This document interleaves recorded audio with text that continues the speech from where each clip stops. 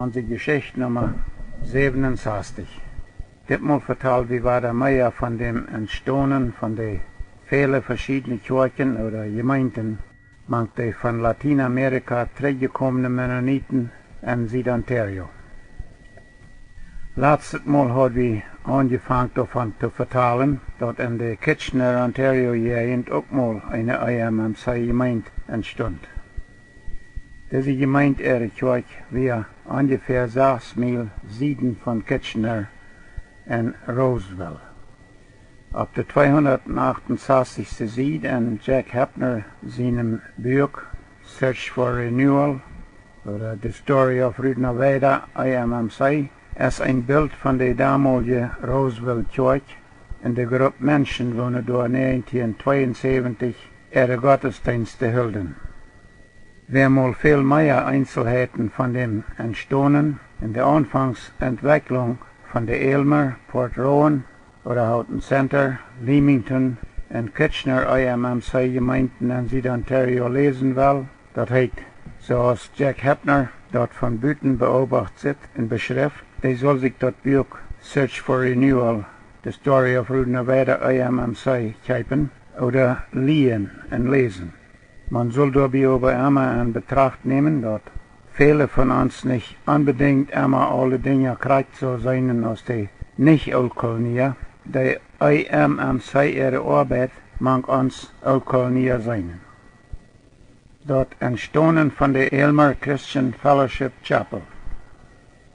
In Mexiko und sonst wo in Lateinamerika wohnen unsere Lied, die Ölkolonie, Sommerfelder und Kleingemeinden, Mennoniten, meistens in isolierte Kolonien, wo in den Schulen die jüdische Sprache gebraucht wird, die Kinder zu unterrichten. Die weite meiste von ihnen wird in der Kirche auch in Jüdisch gepredigt. Aber Alltag reden weite meiste von diesen Kolonisten miteinander nach Plautdietsch. Oder wir können auch wohl sagen, unsere Lied ihre Schule und Kirchensprache ist Hochdeutsch, aber ihre Umgangssprache ist Plautdietsch. Ich glaube, wir können vielleicht auch sagen, dass die meisten Kolonisten in Lateinamerika nach Plautdietsch denken. Aber einige Kolonien in Chihuahua, wird ihre Umgangssprache übrigens all mehr und mehr Spanisch. Aber in Süd-Ontario, wo unsere Mennoniten sehr verstreut manch englisch redende Lied wohnen, für englisch redende Arbeitgeber arbeiten, in ihre Kinder in englische Schulen gehen und dort in die englische Sprache lesen, schreiben und denken lehren, da ändert dort bald. Ihre jungen Menschen lernen die englische Sprache meistens sehr schwind und sehr gut, so dass die mennonitische Kinder, Jugend und jungbefriede Lied in wenigen Jahren nicht mehr in Plautdietsch, aber ganz in Englisch denken. Aber die älteren Menschen blieben meistens all dabei, dass sie in Plautdietsch denken. Das brachte in der Aylmer Kirche all in den Anfangs 1970er Jahren ein ganz neues Sprachenproblem. Und das bringt immer weiter für all die von Lateinamerika gekommenen Mennoniten, ihre Kirchen oder Gemeinden in Kanada ein Sprachenproblem. Dann, wenn die englisch denkende junge Menschen immer mal plautdeutsche Predigten anhören mussten, und dabei immer mehr gewahr wurden, dass es in der plautdeutschen Sprache keine Bibel gibt, viel weniger noch biblische Kommentarbücher, um anhalten, ihre Bibel selbst zu studieren, dann wollen sie sich selbstverständlich in ihre englische Bibeln fordern und wollen englische Kommentarbücher brauchen, um ihre Bibel studieren und verstehen lernen. Und in der Aylmer EMMC Kirche werden in den Anfangs 1970er Jahren all viele Jugendliche und jungbefriede Lied, wo nur aus Kenia nach Ontario gekommen wären und all gewarnt wären, ganz an die englische Sprache zu denken. Und da werden wie weit am besten Englisch verstanden. Daher ist das kein Wunder, dass diese jungen Menschen englische Sonntagsschule haben und englische Predigten hören wollen. But 1973 werd dat Aylmer EMMC Kirchengebiet al waren te klein geworden. Dat fehlt da an mehr Ruhm für Sonntagsschulklassen und für gottesdienstliche Versammlungen. Und wie der Druck für mehr Englisch in dieser Gemeinde all sehr groß geworden wäre, mögt die Leiterschaft die Entscheidung, dass sie in der Stadt ihre Kirche gerade zu bauen, auf eine separate Stadt mit ganz englischen Gottesdienstversammlungen in Sonntagsschule anfangen wollen, für ihre junge Familien, wo all sehr da noch drängten. Die Leitung sagt dort an, dass es manchmal all viele junge Familien gibt, für denen dort neidig an englische Predigten in Sonntagsschulklassen fehlt. Aber man sagt dort so an, dass die Sonntagsschule und auch die gottesdienstlichen Programme an der Elmer Kirche ganz an die Plautdietsche Sprache geholt worden mussten, weil ihre älteren Menschen sich damit noch mehr thuisfühlten und weil sie auch so eine Familie antragen wollen, wo nie von Mexiko nur die Elmer Gegend in Ontario kommen. Im Jahr 1973 fängt die Elmer EMMC Kirche eine sogenannte Tochtergemeinde an, und wo die Sonntagsschulklassen in alle gottesdienstlichen Programme ganz an die englische Sprache geholt worden sollen.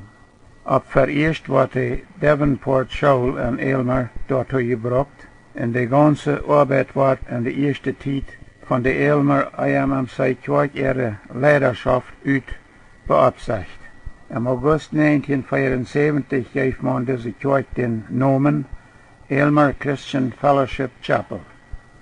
Und am 25. August 1974 wird einer von der Elmer Kirche oder Gemeinde ihrer Prediger, Neil Sawatzki, als Elmer Christian Fellowship Chapel ihr Pastor ordiniert. Das nimmt aber nicht sehr lang, dann wird das offenbar, dass Prediger Neil Sawatzki in verschiedene Sachen eine andere Stellung nehmen und anders lehrt als die EMMC-Konferenz. In all im Fahrjahr 1976 brach er alle Verbindung nicht nur mit der Elmer EMMC-Gemeinde, aber auch mit allen EMMC-Kirchen oder mit der ganzen Konferenz von Gemeinden auf und formt seine eigene Baptistengemeinde in der Open Bible Baptist Church. Das war eine sehr peinliche Erfahrung für die Elmer EMMC Kirche, denn das reicht durch viele Familien und Freundschaften sehr überein. Etliche Familien wohnen auch mit dem englischen Teil von der Elmer EMMC Kirche mitgegangen wären, als sie erst sagen, dass Prediger alle Verbindungen mit dem anderen Part von der Elmer Gemeinde und von allen EMMC-Konferenzkirchen aufbrach, kam dann doch wieder zurück nach der Elmer EMMC Kirche. Nach einigen Jahren spielt ein Part von der Open Bible Baptist Church in Elmer auf und gründet ihre eigene Baptistengemeinde.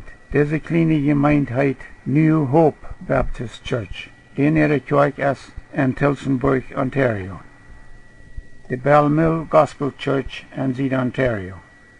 In der Elmer, Ontario EMMC Kirche war 1985 allweiter nicht so reich genug Ruhm für all die Menschen, die sich da am Sonntagmorgen zum Gottesdienst versammelten. Aber in der Stadt die Kirche allweiter gerade zu bauen, beschloss die Gemeinde, dass sie auf 2 Städten mit einer neuen Kirche anfangen würden, eine an der Bellmill Road, osten von Straffordville, und eine in der Stadt St. Thomas. Die Bellmill EMMC Kirche heißt Bellmill Gospel Church. Diese Kirche oder Gemeinde wird von der Elmer EMMC Kirche im September 1985 gegründet. Ein Schulgebiet, 22 Mil osten von Elmer, Ontario, wohnt nicht mehr als Schulgebrauch wird gekauft und als Kirche angereicht.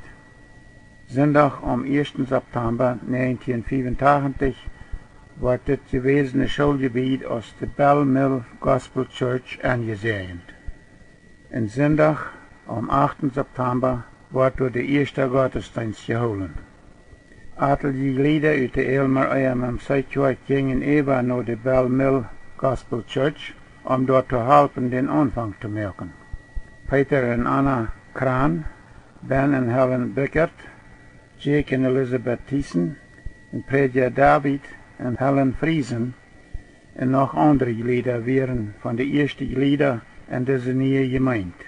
Prediger Jake en Fru Trudy Heinrichs wären ook poort van deze kerk vom 8. September 1985 tot 1 Februar 1986. De predikers David Friesen en Jake Heinrichs übernehmen door de leiding zum Anfang. En Peter Kraan, die in de Elmer kerk al diakon weer, ging als diakon über doorhaan. Ben Bickert weer in Belize en de nieuwe Oud-Kolonische kerk al diakon gewas, wat zich deze gemeente door opgeleist had. En hij wordt in de Bell Mill Gospel Church ook bald als diakon gewählt. Ben en Helen dienen de gemeente door nog als diakonen voor. Am 8. September, zu ihrem ersten Sonntagmorgen Gottesdienst, versammelten sich in der Bell Mill Gospel Church 40 Menschen. Am zweiten Sonntag saßen 50. Und durch das Jahr 2004 haben sich dort am Sonntag zum Morgens durchschnittlich von 80 bis 90 Menschen zum Gottesdienst angefangen, Kinder mit angeschlossen. Die Gemeinde hat nun 50 Glieder. John Reimer von Port Rowan hat diese Kirche etliche Jahre als Pastor gedient. John und Helen Reimer kamen von der Port Rowan Kirche. Willie und Helen Fair haben da auch etliche Jahre als Pastorkoppel gedient. Willie ist der Sohn von dem gewesenen Old-Kolonischen Ältesten Wilhelm Fair in Ontario. Helen ist die Tochter von Prediger Dietrich und Elisabeth Ham, wohnen in der Houghton Center Kirche erst lang als Pastor vorgedient haben, dann Lothar in Mexiko in der EMMC Kirche im Dorf 79 auf der Santa Rita Siedlung und nu in den letzten Jahren in Vauxhall, Alberta. Nu dient Ron Thiessen, diese Bell Mill Gruppe, als Pastor, und Ron und Rita Thiessen kommen von Manitoba. Dort entstanden von der Bell Mill Gospel Church habe ich zum Teil mitbelebt. Aber ich habe mich doch, um davon ein bisschen mehr Einzelheiten sagen zu können, noch erst von Anna Kraan und Helen Bickert Worte davon vertalen lassen.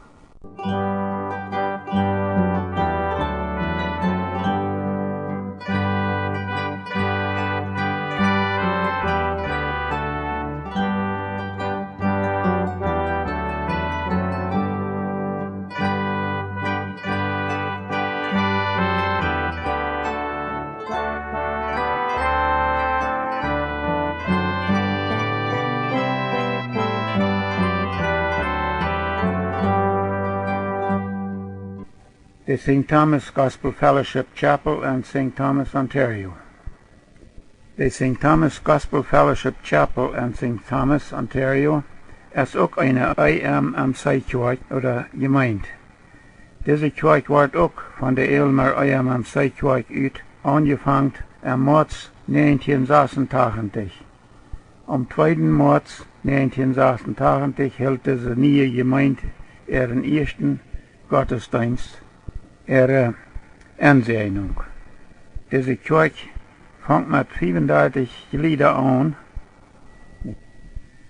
George und Susan Kraan wären diese St. Thomas Gospel Fellowship Chapel ihre originale Glieder.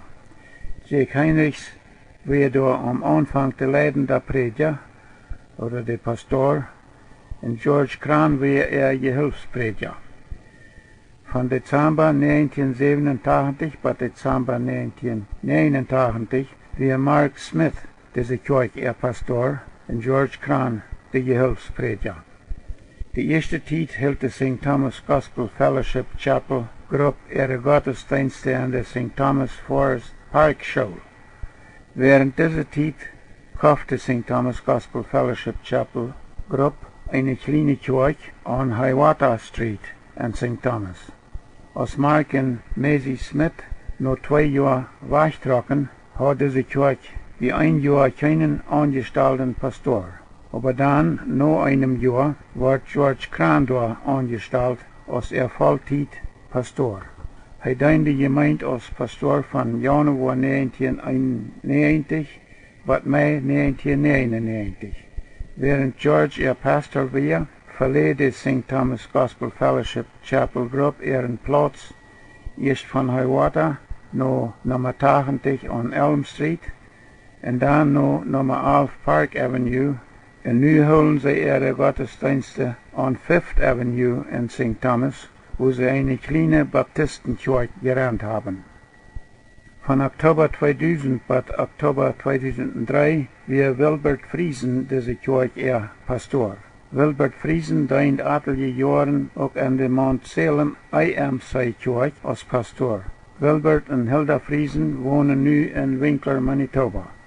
Von Oktober 2003 hat die St. Thomas Gospel Fellowship Chapel Group Kirche war keinen Pastor gehabt. Aber sie haben nu 6 Klassen als Plautdietsch Pastor gemacht. Er fängt seinen Dienst im Januar 2005 an. Jake und Maria kommen nach St. Thomas Gospel Fellowship Gospel Group von der Sommerfelder Kirche in Kopenhagen. Die St. Thomas Gospel Fellowship Chapel Group ist zweimal in Stout ohne angestellten Pastor gewesen, aber George Kran ist all diese Jahren Prediger geblieben, auch wenn er nicht leidender Pastor war. In dieser Kirche versammeln sich nu durchschnittlich jeder Sonntagmorgen ungefähr 100 Menschen für ihre Gottesdienste, Kinder mit angeschlossen. Dort anfangen mit 2 neue Kirchen, die Bell Mill Gospel Church 1985 und die St. Thomas Gospel Fellowship Chapel 1986, geeft de Elmer EMMC Kirche tijdweilig weiter mehr Ruhm oder genug Ruhm, zodat wanneer Familien komen, die mehr welkom feilen können. Nu de Blenheim Mennonite Church in Blenheim, Ontario. De Blenheim Mennonite Church in Blenheim, Ontario ist auch eine EMMC Kirche. We kwamen dort de Ontario EMMC Kirchen en de Blenheim Gegend eine Kirche anfangen. Dat fängt so an. In de Blenheim Ontario Gegend wohnt 1988 eine Johann Unger Familie, wo nur kurz von Chihuahua, Mexiko nach Ontario gekommen war. Diese Familie hat dort Verlangen, Sonntagmorgen zu gottesdienstlichen Versammlungen zu fahren, aber da war keine mennonitische Kirche in der Umgegend. Etliche Polied in der Elmer Gegend wurden mit der Johann Unger Familie und mit ihren Umständen bekannt. Das waren Abraham Harders Senior und Abraham Harders Junior und Peter Dicken von der Elmer EMMC Kirche. In diesem Lied mögen sich die Mägen holden aufwechselnd Sonntag zu morgens die Johann Unger Familie nach Elmer, zodat sie dort können an Sonntagsschule und Gottesdienst teilnehmen. Als das bekannt wird, dass diese nie angekommene Familie von Mexiko in so einer Gegend wohnt, wo keine mennonitische Kirche war, fragen viele Ontario EMMCer sich, wie viele andere Familien von Mexiko wohnen da vielleicht noch in dieser Gegend, wo sie vielleicht auch ein Verlangen haben, zu Gottesdienst zu kommen zu können. En bald bemühen Leiders von Ontario EMMC Kirchen sich uitzuvinden, wie viele mennonitische Familien von Mexiko in der Stadt Blenheim und in ihrer ganzen Umgegend wohnten. Und auf diese Familien irgendwo nach der Kirche fuhren. Diese Leiders fingen dort so, dass in Blenheim und in der ganzen Umgegend eine ganze Anzahl mennonitische Familien von Mexiko wohnten, besonders in den Sommermonaten, wann da gute Verdienstmöglichkeiten wären. Und sie fingen dort so, dass weit die meiste von diesen Familien keinmal oder meist keinmal nur zum Gottesdienst fuhren. Hier muss wir für das Mal aufbrechen. Nächstes Mal vertellen wir weiter mehr von dem Entstehen von den vielen verschiedenen Kirchen oder Gemeinden, manche von Lateinamerika zurückgekommenen Mennoniten in Süd-Ontario. But nächstes Mal. Ich George Rempel.